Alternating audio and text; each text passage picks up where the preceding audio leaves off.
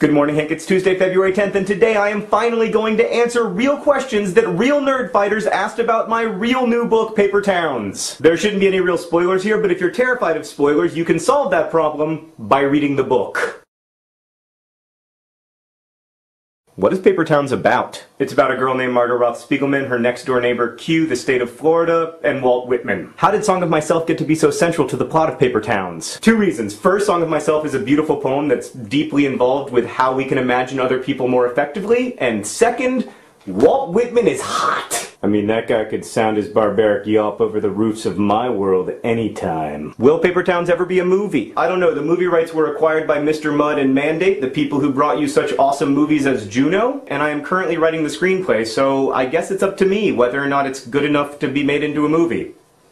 Are Quentin's parents based on people you actually knew, or on your own parents? No, but I have had a lot of therapy. How'd you pick the character names? It would take too long to explain it all, so let's just talk about Margot Roth Spiegelman. Spiegelman is a German word that means mirror maker, like the dude in the old German villages who made the mirrors was the Spiegelman. And Margot is the Spiegelman of Paper Towns. When people look at her, they don't see anything that's essentially true about Margot. What they see is some funhouse mirror reflection of themselves. Hence the two different but equally inaccurate covers. I'm 20 years old. Am I too old to enjoy Paper Towns? No, in fact, just today I got an email from a woman who's 82 years old and she said she liked it. Is the way Q misimagines Margot similar to the way that Pudge misimagines Alaska in your first novel? Yeah, definitely. And I would also argue that whenever we're imagining someone as something more than a person, whether we're Edward Cullenizing them, or Alaska-izing them, or Margot-izing them, we're doing them and ourselves a profound disservice. I would like you to talk more about the use of colors in the book and what each color is meant to represent. Well, those of you who have read Paper Towns know that there's quite a lot of Moby Dick in it. That sounds dirty, but it isn't. There is also, of course, a great white wall of cow, and the bleach white hallways of school, and etc.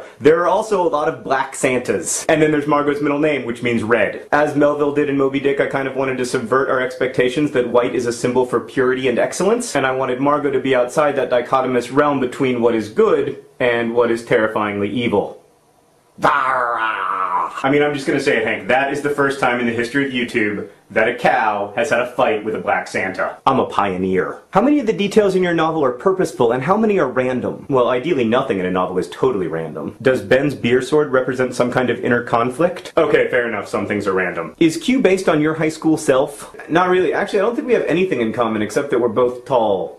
And vaguely nerdy. Will Paper Towns ever be a paperback? Yes, the paperback will be out at the end of this year, but probably not with either of these covers, so if you want these, you gotta get them now. Where'd you get the idea for the Black Santa collection? Well, if you've read the book, you probably know that it's about how we misimagine other people, but it's also about how we misimagine our stories. That's why I wanted Radar's parents to have the world's largest collection of Black Santas. A, I think it's funny, and B, I think Black Santas do ask us to imagine the world more complexly. Did you ever find yourself writing directly from experience? Very rarely do I directly steal from my own experience, although if you click inside my hands, you will find two occasions where I clearly did. Would you agree with the opinion that you have written the modern-day Great Gatsby? I mean, look, there's no question that Paper Towns is concerned with many of the same questions that Gatsby is. Paper Towns is a book that's deeply concerned with whether or not there is such a thing as the self-made man, like, is Dr. Jefferson a doctor? But, yeah, no. Did you have any alternate titles for Paper Towns? Yeah, for a long time I wanted to call it More Light Than Heat, which is taken from the line in Hamlet, when a heart's on fire, it gives off more light than heat. And speaking of The Great Gatsby, for a while I wanted to call it Under the Red, the White, and the Blue, which was one of Fitzgerald's alternate titles for Gatsby. Okay, that's all the questions we have time for. Nerdfighters, thank you for reading Paper Towns. Thank you for responding to it with such thoughtfulness and depth and reminding me of why I love my job. Thanks for being awesome. Hank, I'll see you tomorrow!